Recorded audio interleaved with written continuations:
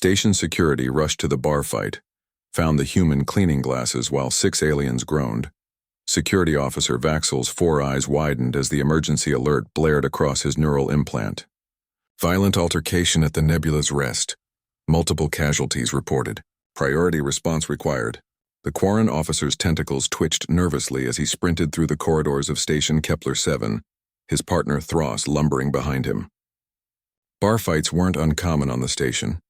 A waypoint between the galactic core and the outer rim always attracted rougher crowds. But the panic in the automated alert suggested something serious. What species reported?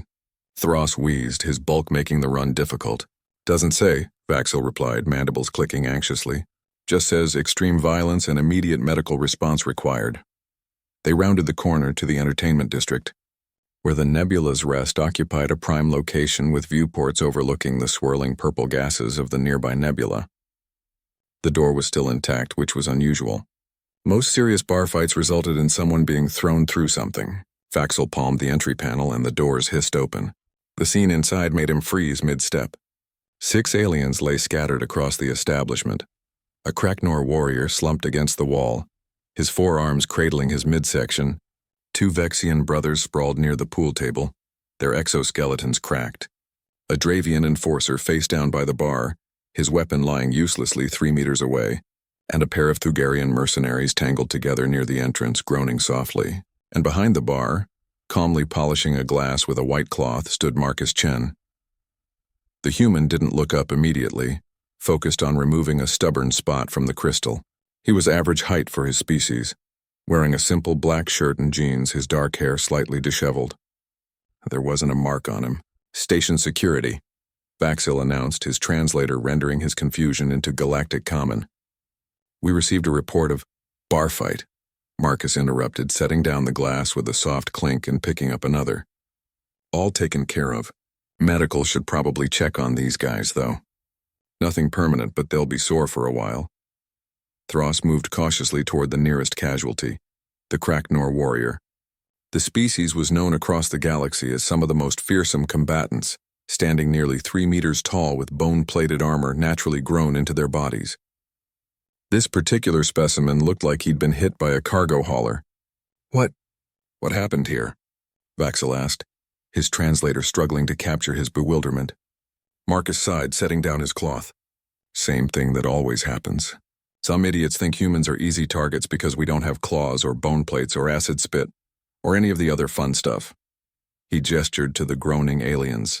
These 6 decided to start trouble when I cut them off. Said some things about Earth, about my species. He picked up another glass, examining it critically in the light. They said humans were soft, weak, that we only survived because we hid behind our technology. Marcus's voice remained level, almost bored. I tried to explain that was a poor assessment. They insisted on a practical demonstration. The Dravian enforcer groaned and tried to push himself up. He managed to raise his head about 10 centimeters before collapsing again with a whimper. You did this? Thros asked, his translator adding an undertone of disbelief. Alone? Well, I didn't have much choice, Marcus replied, moving to the next glass. They attacked first. I just defended myself. And the bar. Do you know how expensive these glasses are? Imported from the Centauri colonies. The owner would have killed me if I let them break everything. Vaxel approached the Vexian brothers, pulling out his medical scanner. Fractured exoskeletons, internal bruising, possible concussions. Non-fatal but impressive damage. He looked back at the human who had moved on to organizing bottles on the shelf. The Kraknor, Vaxel said slowly, are warrior caste, trained from birth in combat. Their bone plating can withstand plasma fire.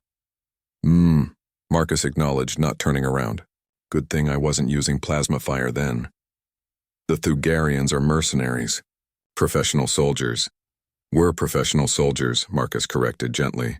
Might want to consider a career change after this.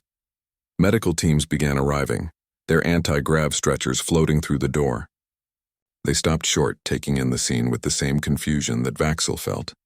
Security officer, one of the Kraknor groaned, his translator rendering his pain into the universal language. The human, he moved like nothing I've seen. We thought we had him surrounded. You did, Marcus called over his shoulder. That's why it took me almost 30 seconds. Surrounded is tactically disadvantageous. For you, I mean. Thros was reviewing the security footage on his handheld display, his expression cycling through confusion, disbelief, and something approaching awe. Vaxel, you need to see this. The recording showed the 6 aliens surrounding Marcus, weapons drawn. The human had stood perfectly still, hands visible, posture relaxed. Then when the first blow came from the Krakner, a strike that should have shattered bone, Marcus simply wasn't there. What followed was 47 seconds of movement so precise, so economical, that it looked almost choreographed. The human flowed between his attackers like water, each motion serving dual purpose, evading one strike while delivering another. He used their own momentum against them, redirected their attacks into each other, and struck with surgical precision at vulnerable points that most species didn't even know humans could identify. When it was over, Marcus had stepped behind the bar, picked up his cloth, and resumed cleaning. "What kind of training does a bartender have?" Vaxel asked, his voice quiet. Marcus finally turned to face them, a slight smile on his face. "On Earth we have a saying, everyone has a plan until they get punched in the face. These folks had a plan. It wasn't a very good plan, but they had one." He set down his cloth and leaned against the bar. "Here's the thing about humans that the galaxy keeps forgetting. We didn't evolve with natural weapons. No claws, no venom, no armored plates. You know what we evolved with? Endurance, pattern recognition, the ability to throw things with lethal accuracy, and spite. Never underestimate human spite." Vaxil watched as the medical teams loaded the groaning aliens onto stretchers. "You're not just a bartender, are you?" Marcus's smile widened slightly. "I'm a bartender now. Before that, I was other things. Earth's a complicated place, officer. We've been fighting each other for thousands of years. You learn things." As the last of the injured were carried out, Vaxil prepared his report pad. "I'll need a statement." "Of course," Marcus said agreeably. "But first, can I offer you gentlemen a drink?" "On the house." "You look like you could use one." Thros glanced at Vaxil, then back at the human who had single-handedly incapacitated 6 of the station's most dangerous residents without breaking a sweat. "You know what?" Vaxil said, his translator capturing his newfound respect. "I think we'll take you up on that." Marcus grinned and pulled out 2 fresh glasses, perfectly clean without a single smudge.